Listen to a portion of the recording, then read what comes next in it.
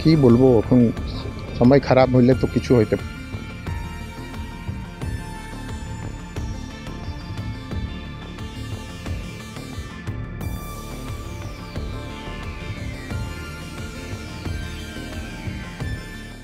3 दिनदेखि निखोज युवकको शव टिस्टा क्यानलबाट फेला परेपछि इलाकामा मचियो सनसनी। आज सिलगढी महकुमा परिषद अन्तर्गत फाँसीदेवा ब्लकको जलास निजाम तारा अञ्चलको पावर हाउस टिस्टा क्यानल गेटबाट शव फेला परेको छ।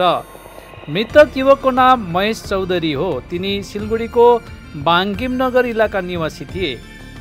प्राप्त जानकारी अनुसार तिनले धेरै समय अघिदेखि फुलबारी इलाकामा हार्डवेयरको एउटा दोकान चलाउँथे।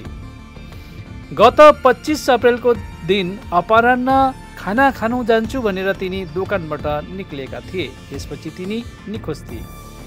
घर परिवार पक्षले विभिन्न ठाउँहरूमा खोजी गरे तापनि तिनको कुनै पत्तो लागेन।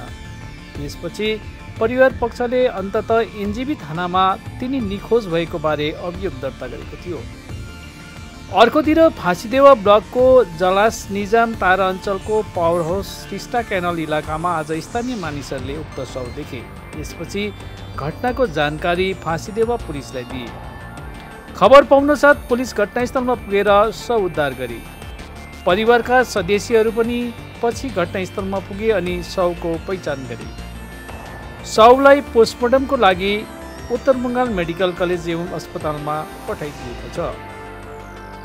यो घटना आत्महत्या हो अथवा हत्या हो भन्ने बारे फाँसीदेवा पुलिसले जाँच सुरु गरेको छ।